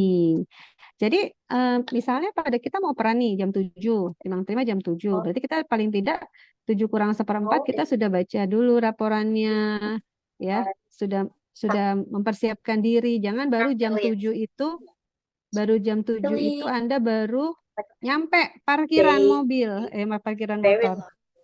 Ini ada siapa nih? Ya, jadi jangan sampai baru nyampe jam 7. Padahal harus ada ganti pakaian dulu, kemudian membaca laporan, mempersiapkan diri ya. Oke. Jadi yang disebut hadir tepat waktu adalah sebelum timbang terima. Jadi kalau hadirnya timbang terima namanya terlambat ya. Oke. Nah, itu kita harus bisa jadi figurehead di situ ya. Menjalankan kemudian contoh lagi menjadi contoh bagi teman-teman kita patuh pada aturan, pada SPO ya. Misalnya apa? Ketentuan di dalam pemberian asuhan harus memperhatikan PPI. Misalnya salah satunya melakukan hand hygiene 5 moment. Nah, Anda melakukannya apa tidak? Misalnya ke ruangan pasien. Berarti harus berarti 2 sebelum 3 sesudah dilakukan pembersihan tangan, kebersihan tangan.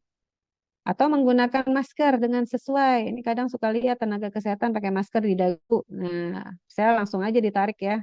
Dagu mah nggak perlu dimaskerin. Kemudian memimpin timbang terima dengan tepat. Nah, yang jadi permasalahan lagi pada saat kita nanti menjadi nurse, apalagi di rumah sakit pendidikan, nanti di situ ada peserta didik, maka kita akan menjadi role model bagi peserta didik lain. Nah, itu yang jadi perhatian. Ya. Yang kedua, sebagai leader. Kalau leader itu gimana? Tadi kan harus bisa mempengaruhi orang lain supaya terpenuhi tujuannya. Tujuannya apa? Tujuan organisasi. Jadi harus gimana? Ya harus bisa memotivasi orang lain supaya nurut ya sesuai dengan tujuan organisasi. Kemudian kita juga leader itu bukannya dilayani, tetapi harus helpful. Apa ya kekurangan dari apa yang harus dibantu dari teman kita. Nah makanya teman kita kan bisa mengikuti kita kalau kita bantu, ya. Jadi itu. Jadi sebagai leader itu juga harus bisa melakukan helpful, ya. Selain itu, fungsi selain itu peran liaison di sini, ya. Bagaimana kita bisa menjaga citra institusi kita, karena kita adalah duta dari institusi kita, ya. Contohnya, oh ini kok tiba-tiba ada perawat RSUI lagi jajan sembarangan pakai seragam, kan malu-maluin, ya. Harus bisa menjaga marwah, ya, dari institusi kita. Ya, tentunya jangan berlebihan, ya. Misalnya harus pakai mobil mewah dan sebagainya, enggak juga, ya. Kalau sebagai liaison itu yang wajar-wajarnya saja, ya. Bagaimana misalnya pasien di IGD dapat asuhan yang baik, pasiennya perawatnya ramah. Kalau perawatnya ramah, kesannya orang gimana? Oh, ternyata walaupun sibuk, perawat di rumah sakit ini keren banget, ya. Nah, yang dapat pujian siapa? Rumah sakit, ya. Jadi peran liaison itu melekat pada kita. Misalnya Anda misalnya Salwa itu tiba-tiba didapati sedang melakukan kegiatan yang tidak baik, masuk koran misalnya, ditemukan sedang apa misalnya dalam kondisi yang tidak baik. Siapa yang malu? Apakah Salwa yang malu? Ya, ditemukan koruptor di rumah sakit ini atau di mana gitu, ya. Namanya Salwa. Nggak mungkin kali, ya, jangan sampai. Yang malu siapa yang malu? Apakah Salwa yang malu? Rumah sakit dan Salwa, Bu. Siapa lagi yang malu? Orang tua, ya, tertampar wajahnya, ya nggak? Jadi kita itu representasi dari keluarga kita, representasi dari organisasi kita. Nggak disebut tuh Salwa, tapi yang disebut apa? Perawat RSUI, ditemukan pinjol, bla bla bla bla. Waduh, ya.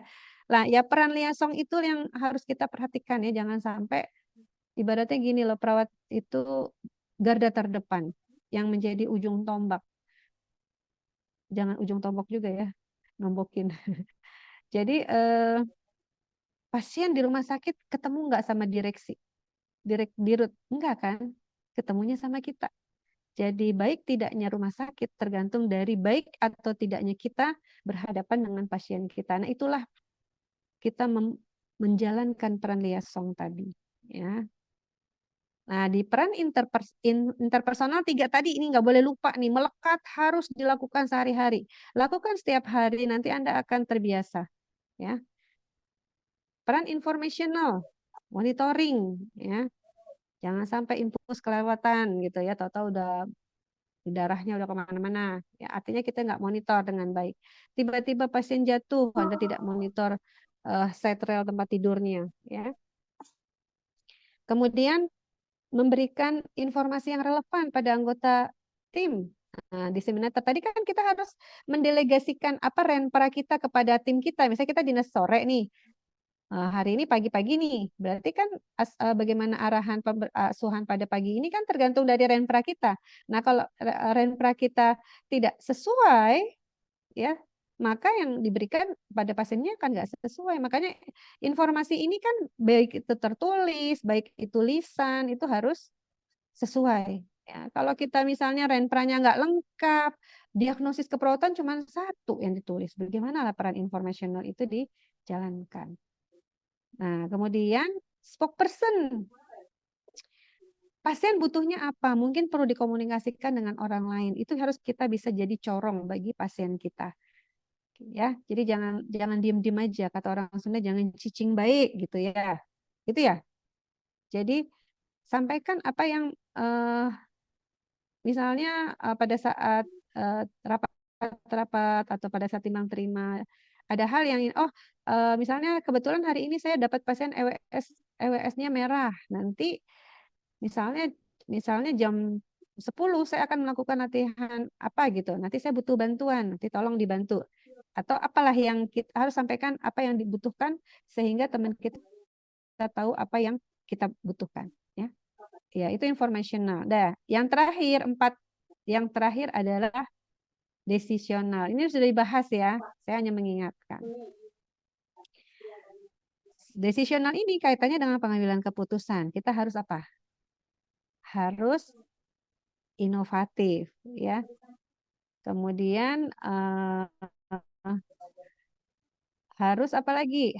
Harus bisa mengidentifikasi masalah dengan mengambil tindakan dalam menyelesaikan masalah tadi sebagai disturbance handler. Ya, kemudian resource allocator dan bisa bernegosiasi, ya. Bentar, Bu Tuti, kenapa nih?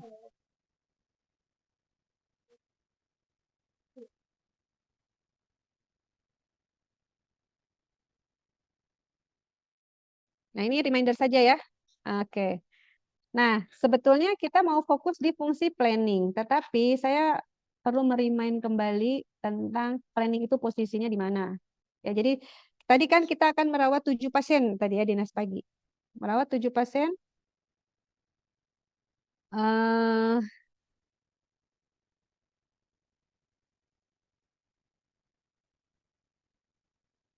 Maka konteks kita melakukan fungsi manajemen tadi itu di 7 pasien tadi.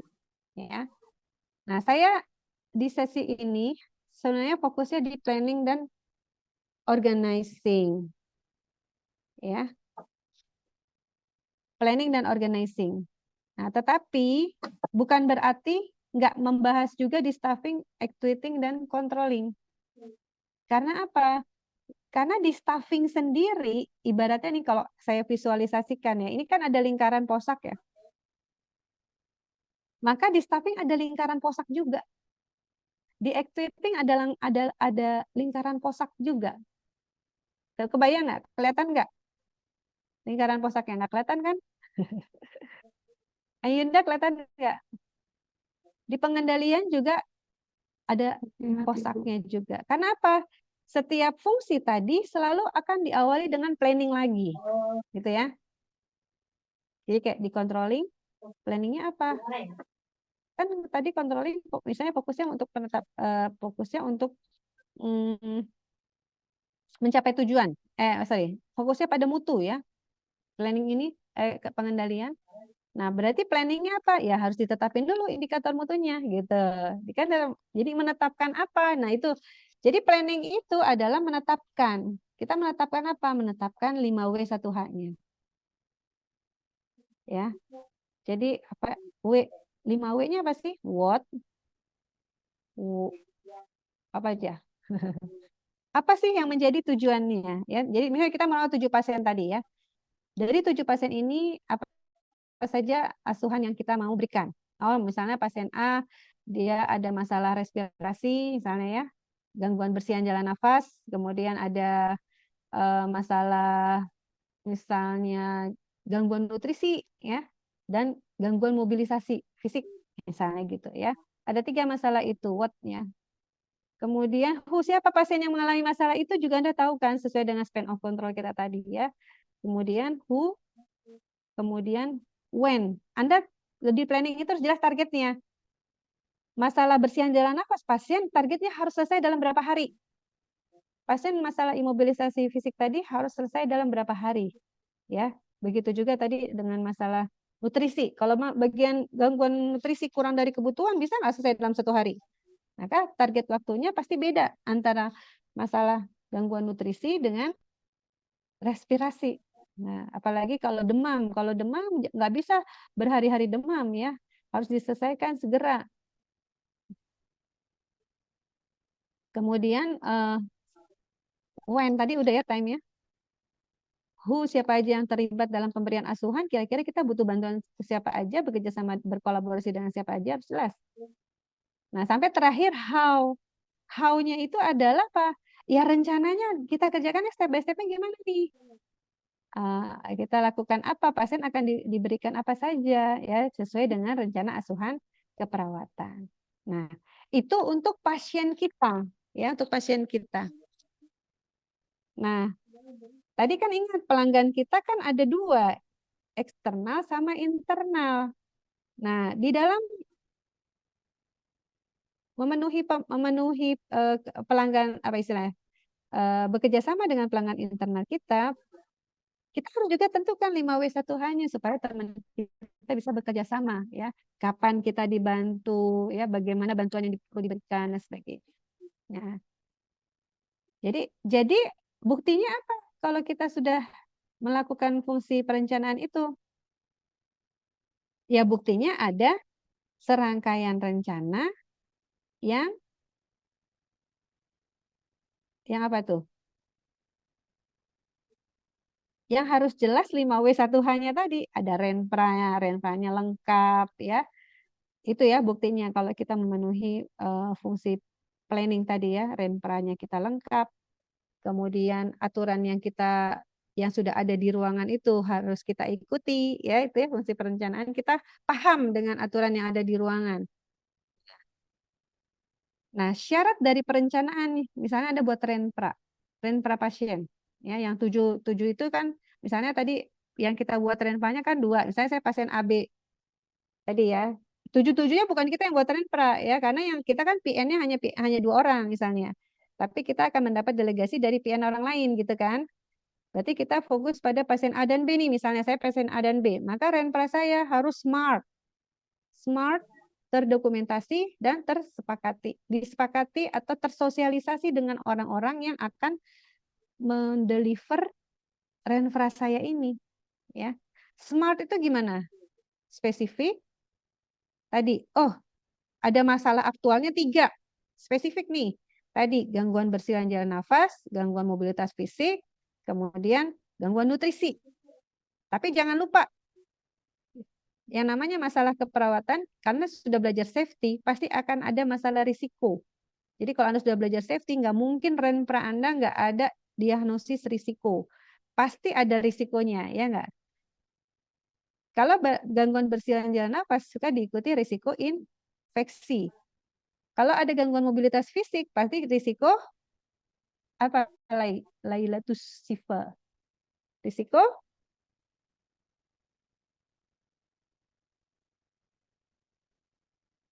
apa ya? Anda harus menyimak kata-kata saya ya. Kalau nggak menyimak nanti nggak bisa nyambung langsung. Ya. Kalau ada pasien gangguan mobilitas fisik, kemungkinan risiko diagnosis keperawatan yang selanjutnya ditegakkan risiko jatuh. Jatuh, betul, risiko jatuh, injury. Jadi planning kita smart, spesifik untuk 2 pasien itu jelas. Kemudian measurable tadi, smart, measurable apa? Terukur. Pasien harus bisa jalan dari tempat duduk, dari misalnya mobilitas fisik ya, mulai tadi pasien mulai duduk kapan, pasien mulai bisa berdiri kapan, mulai bisa duduk uncai kaki di samping tempat tidur kapan, mulai berdiri ya tadi ya, jalannya kapan, harus measurable. Target gangguan nutrisinya terpenuhi, misalnya 1 pekan ini paling tidak nambah beratnya berapa.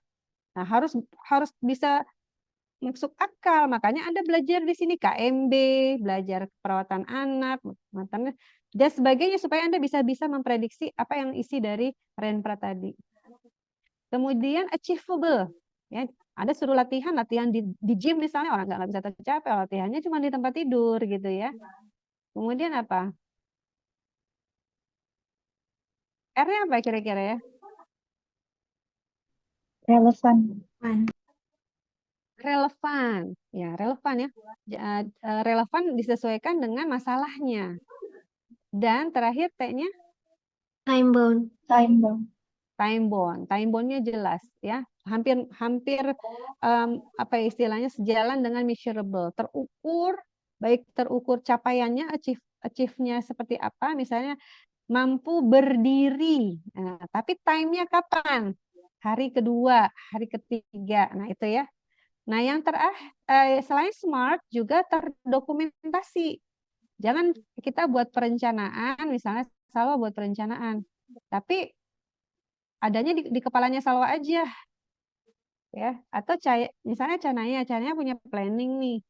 Latihan menjalankan fungsi manajemen ini adalah latihan jadi sipen ya. Kalau sipen punya planning tapi nggak pernah disampaikan ke teman-teman, kira-kira teman-teman tahu nggak atau tidak pernah tercatat? Tahu nggak? Enggak. Makanya rencananya harus terdokumentasi, kemudian disampaikan, disosialisasikan, dan harus disepakati. Oh, jadi hari ini ketemu sama Bu Tuti dan Bu Hani misalnya gitu ya.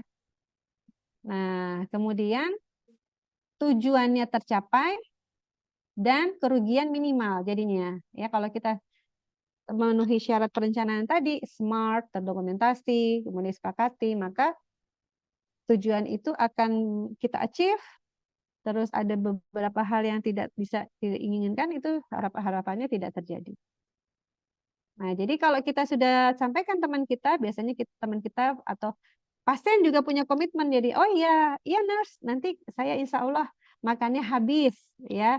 Nanti kita lihat ya, jam 12 siang ya, Bapak makannya seperti apa. Iya, nanti saya usahakan makannya habis. Jadi, kenapa harus habis? Dikasih rasionalnya untuk bla bla bla itu. Jadi bapaknya punya semangat untuk makan habis. Jadi planningnya kita itu harus seperti itu ya.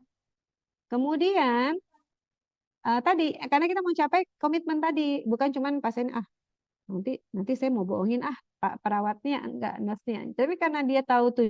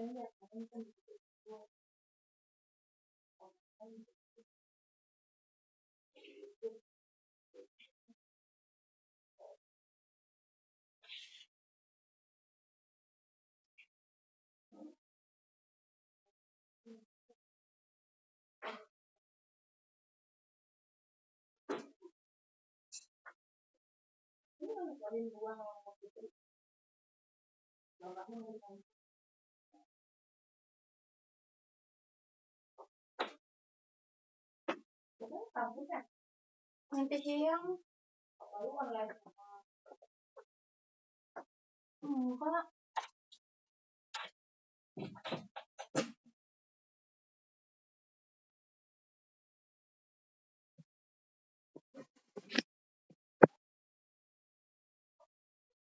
Suara saya terdengar.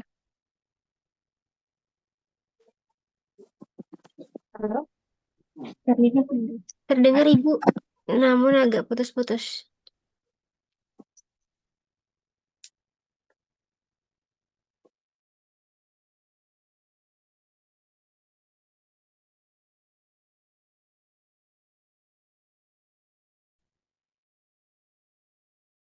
Halo? Jelas? Jelas Ibu, jelas. Baik, terima kasih. Ya, jadi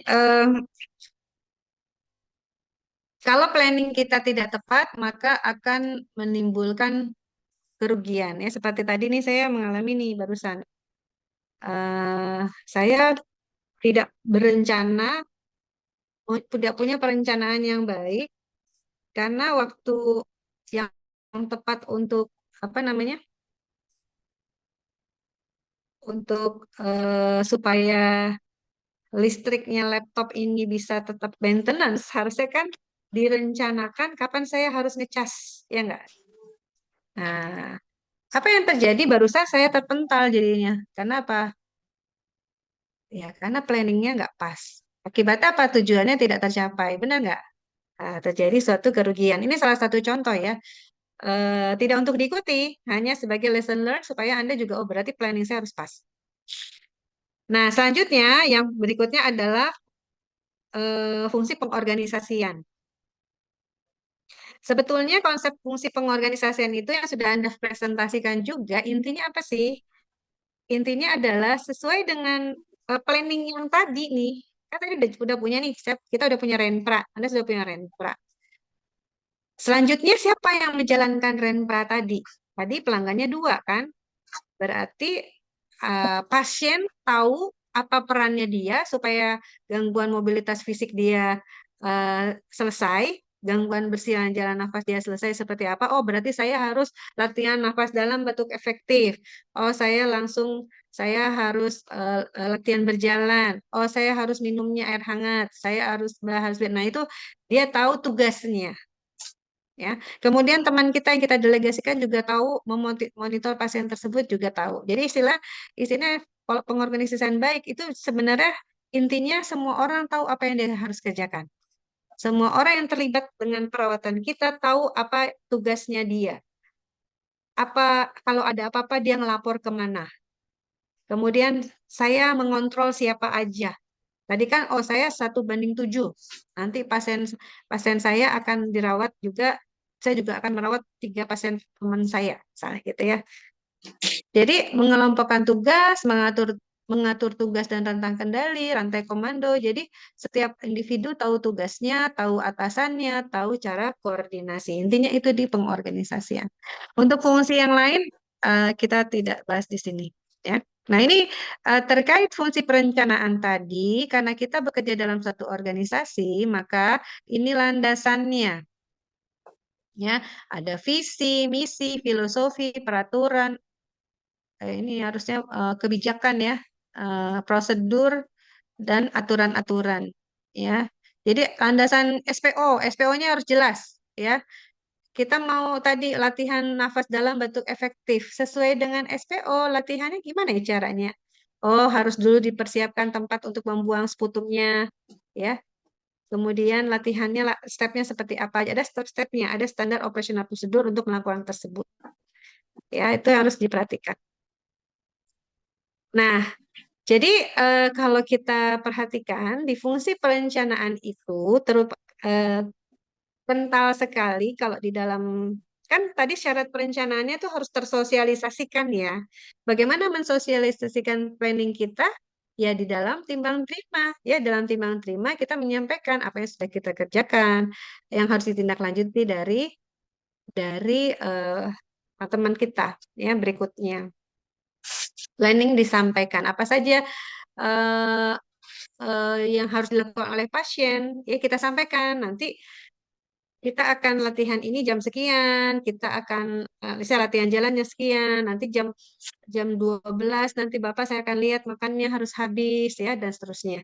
Jadi planning itu harus jelas. Saya pasien ini juga tahu kapan dia akan didatangi lagi oleh kita. Pada umumnya kalau pasien nggak jelas, misalnya pasien tuh nggak merasa jelas, saya akan didatangi nurse saya itu jam berapa lagi, apa yang dilakukan? Pasien akan sering mencet bel panggil. Nurse call itu akan bunyi terus. Karena apa? Karena pasien merasa dirinya nggak diperhatikan. Nurse itu nggak jelas kapan ke ruangan itu jam berapa, apakah tiap 2 jam, apakah tiap 1 jam dia akan nengok, atau biasanya hanya datang misalnya pada saat operan, kemudian datang lagi pas operan lagi, atau paling nggak pas ngasih obat. Itu aja yang dikerjakan. Nah, itu biasanya bel panggil akan banyak berbunyi. Ya. Nah, jadi planning itu ya yang harus diperhatikan. Nah, kalau planning itu bisa pada saat di penerimaan pasien baru itu jelas ya tindak lanjut apa yang dikerjakan. Saya dari IGD masuk ke ranap apa yang dikerjakan ya.